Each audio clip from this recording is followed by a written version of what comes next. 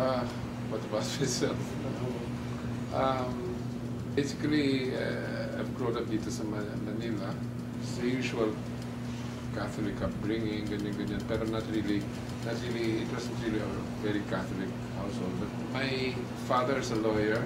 The work took him around the country. So I had an early tour around the Philippines as a kid, because I was going with my father. My mother was a singer, a musician, and so she started in opera. Tapos, and she was performing opera in the 50s, 60s. She was in classical music until about the early 70s. I was constantly attending those rehearsals that she would have. My grandmother was an opera producer. My aunt was also an opera singer, and now also a teacher. I enjoyed those rehearsals for the opera productions of my lola. Because of the early exposure to classical music, opera, I was kind of like enamored of the magic on stage. During the rehearsal breaks of those operas, like I would go behind the scenes and on stage and look at how the flats were constructed, how they were put up, the sets, the scenery, all that. I was always struck by the magic of storytelling through operas and theater works, and then later on in film. I took up it was an interdisciplinary course, but basically the bulk of my courses were in philosophy at saka in English lit. After college, I was kind of like meandering. I didn't know what I would do. So I joined an advertising agency. For about a year and a half, I was in advertising. But basically, I started out in advertising as a researcher and in the accounting department. But then I was looking around and I could see that the ones who were having the most fun were the people in the production and in the creative departments. I think it kind of like rekindled in me an interest in production. But then after that, they moved me to the media department where and then I became a media buyer where I would execute media plans and by placing advertisements, commercials into certain shows in the networks. And then later on, I became a media planner myself, where I would map out the plan for the campaign. At that point, I think I decided. It was around that point I decided I think I wanted to go into the creative field to study further, but go into the creative field for studies. So I went into NYU for. To the film stuff. First, I thought I would be a writer, a screenwriter. No, I thought I would be a fiction writer, and then I decided to go into film school. I was going there as a film. I wanted to be a screenwriter. After the first semester, when I had done my first film, which was a short, 4 minutes long, black and white, it was silent. It was still on 16mm film.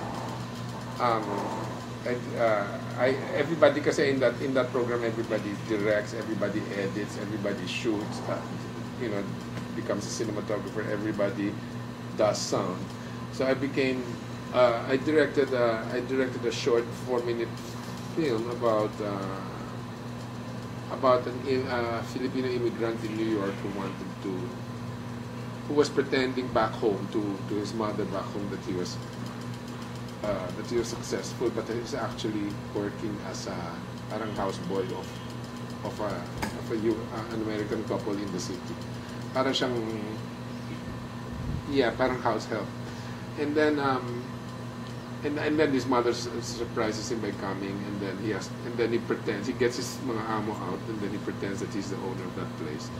And his mother's so impressed until the owners arrive, and then he's kind of like exposed to his mother. So that was the film. And then after that first semester, when I did that, I decided I think I want to be a director.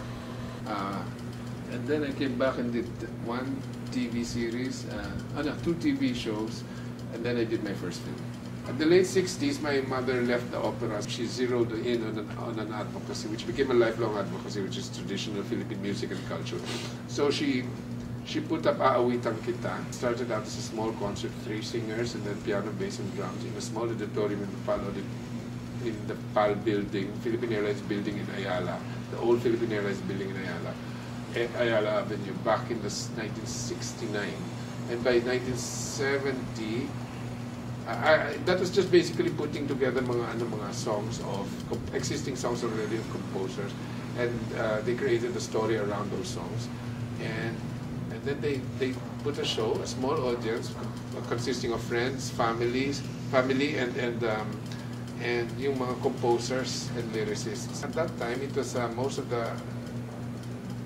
most of the things going on in television were it was all foreign songs. There was no OPM. It was all foreign songs, and it was considered bakya to sing Tagalog, local Philippine songs. So, but she really was serious. It became an advocacy for her. So she started pushing it. She sold it to. She sold the idea. She talked to sponsors and was able to was able to convince Channel 9 at that time, KBS Channel 9, use it for. Became a co-production with my mother.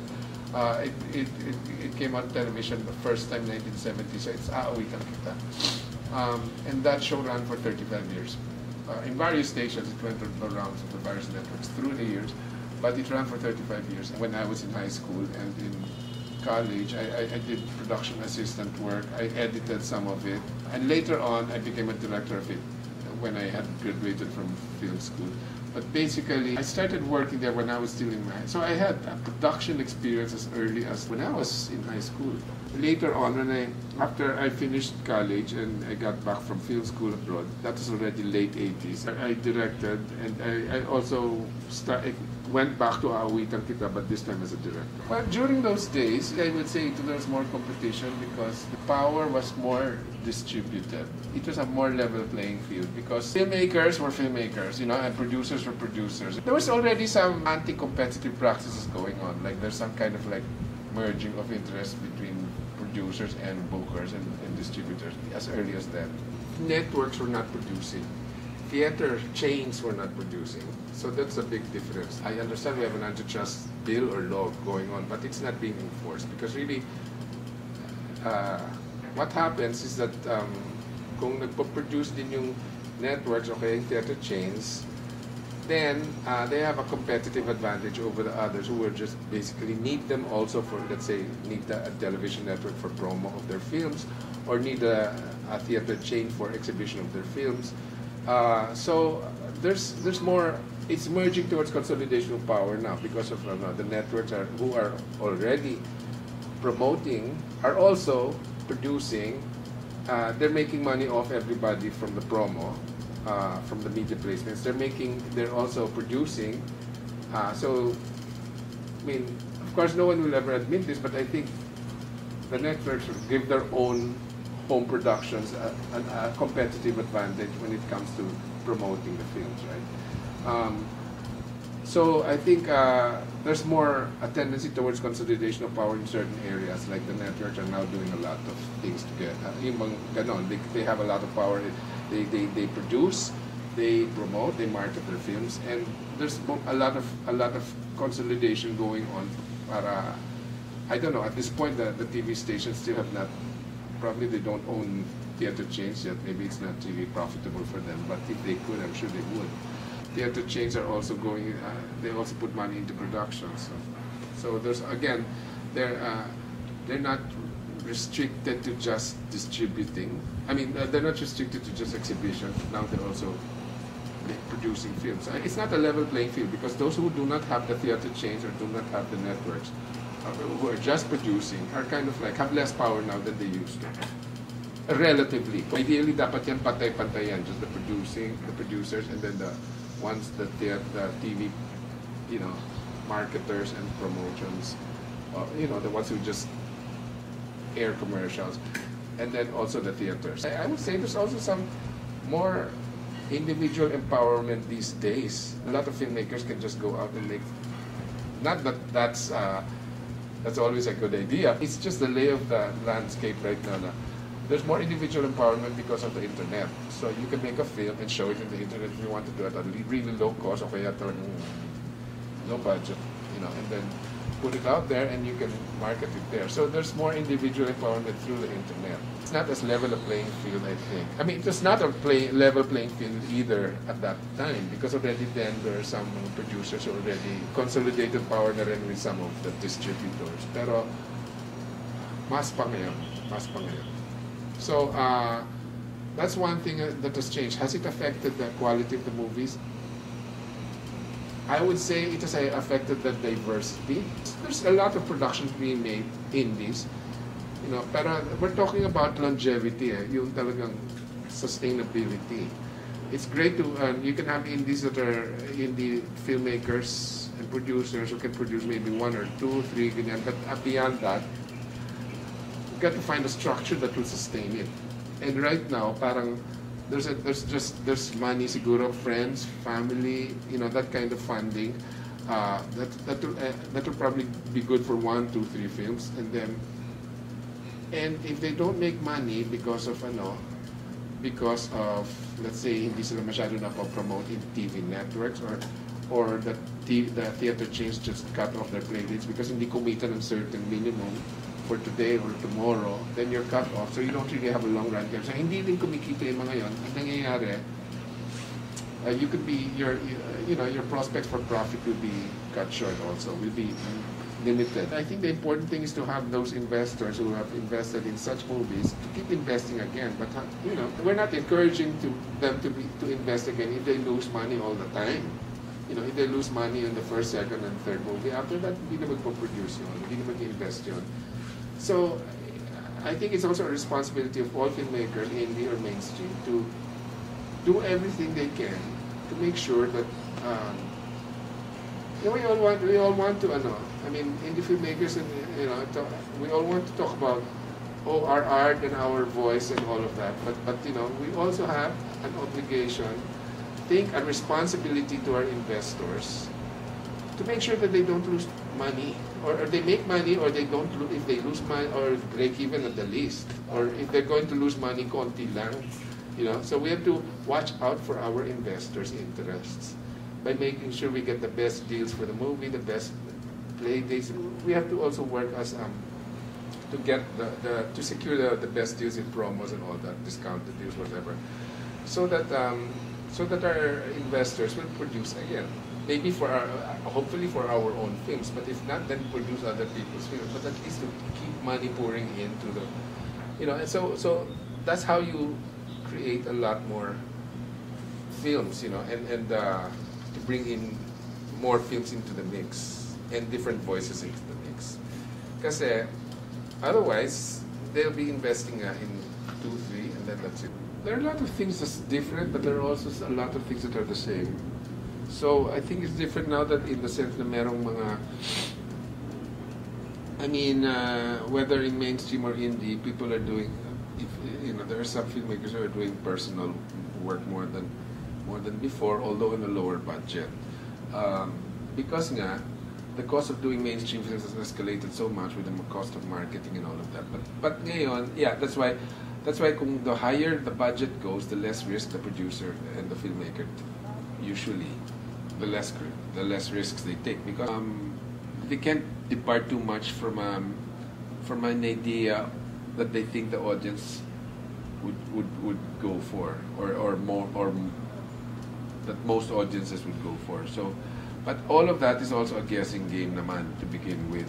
What I'm saying is that I think even the filmmakers who do this mainstream, they do their own personal projects. I think we're seeing more of that now. Actually, the one who blazed the trail for that was somebody who started work in the mainstream, which was Dino Broca. So he had one foot in the mainstream, he had one foot in the personal projects. That idea of team alternating the mainstream work with personal, more indie-oriented work, he had been doing that, you know, as early as the 70s, you know. So that's not really a new idea. It's a good career model, no. And some directors would also do, let's say, they do the personal films, but then they make money from commercials or directing television, you know, because lalo na ngayon because of the advent of the internet and the other platforms, and also there's more connections, contacts with film festivals right now. So there's hope for other, you know, connections. Mas dumadaming ganon, other avenues. There are similarities where there used to be, and then there's also some differences because of the general change in the community, in the society naman as a whole. I think there's more individual power, and, you know, individual power inherent in every viewer now through the internet. So, and people are more, you know, empowered to speak out for themselves. I mean, there's individual empowerment as viewers, you know, saying what they feel about a certain thing, a certain film, and in blogs and things like that. So there's more, parang mas diffuse yung yung voice na yun. It's not really, hindi na masyadong nababate, hindi na masyadong consolidated ng certain gatekeepers ang public voice. I mean, that was encouraged and also discouraged certain kinds of films. So, yun ang those are among the change. I think whether or not, in any case, I think just a common theme that's running through all of this is that filmmakers, we should just all, I think, do films that mean something to us. I think ito mga like indies is the salvation. That's kind of like well, I mean, I've seen also, I mean, I'm not going to go pointing fingers at particular productions, but I've also seen productions from indie, and I've seen horrible mainstream work. I've also seen horrible indie work, you know, and I think if you really keep your eyes open at I mean, not all of the indie work. I think there are more indies being made now than mainstream, but if you look at the ratio of what's catching attention, what's traveling the festival circuit, for instance, it's probably a smaller percentage because there's more indies work coming out, and only a few,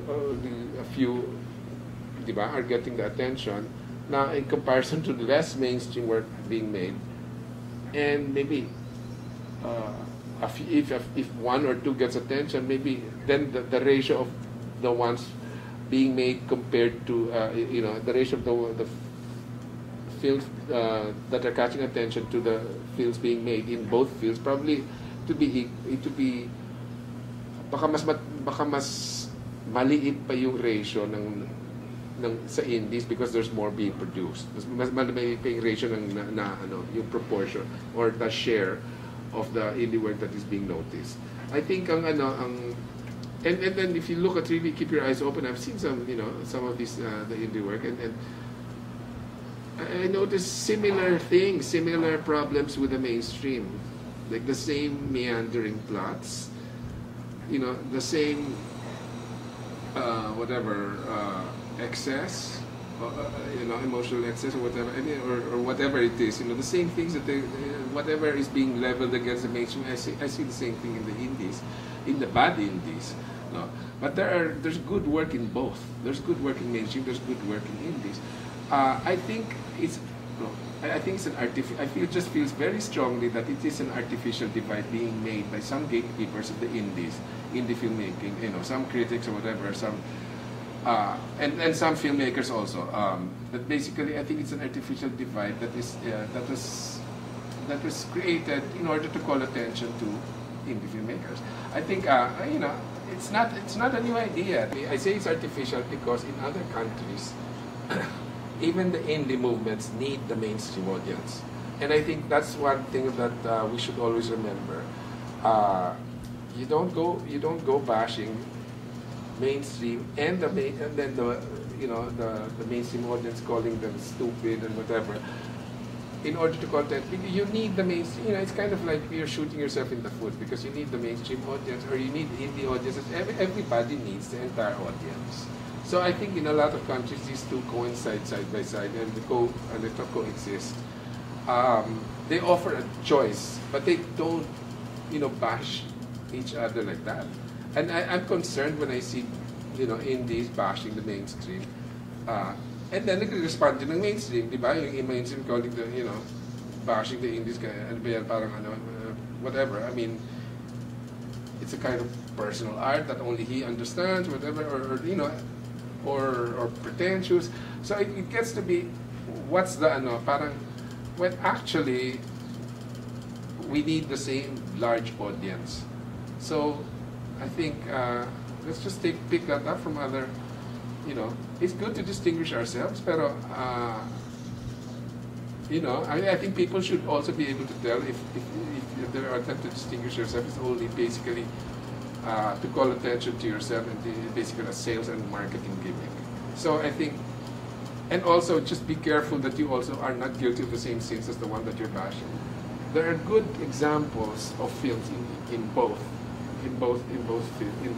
areas, mainstream and indies, and bad, horrible examples also in each of them. So let's just agree to disagree if we have to, in the kinds of films that we make, whatever, agree to disagree the philosophy, but respect each other's work and kind of like, and don't drag the audience, into, this is not a network war kind of situation, just, let's build on the audience that we've got and join them to appreciate and watch, appreciate the diversity. Films are made by people who are products of their time. So, I mean, whoever is the artist or the filmmaker, he is responding to or he's creating meaning out of event circumstances in his own time. So, but there are certain things that run. Yeah, that's what makes it interesting, naman. It's a product of its time. It's a product of the different sensibilities of filmmakers across time.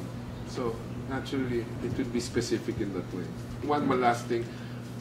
The important thing lang is talagang, I think the big fault of a film would be to be general and to be generalizing. And that's why I think it's important to make a film that you feel personally connected to, so that you can get to the specific details of your own connection with it. And I think, for me specifically, I do that best when it means something to me, when the story means something personal to me. And I do it for my audience, which is basically, I do it really for a Philippine audience. Because the more specific you are, I think the more universal your work is, the more specifically targeted. And you just hope that the world catches up with the film. But I think it would be a mistake to make a film for a vague, general, international audience. And there have been attempts to do that, both local attempts and attempts from other countries to do that. And they have been, a lot of them have, I would say more of them have been failures than not. Kasi nga, you can't second guess audience taste here or abroad. But if you're doing it, speaking to your own audience, then that's specific. And it means something to you, and you've addressed it to a specific audience, and then from there, they get general themes from the work. And you do something that's personally meaningful to you. And hope people catch up with it.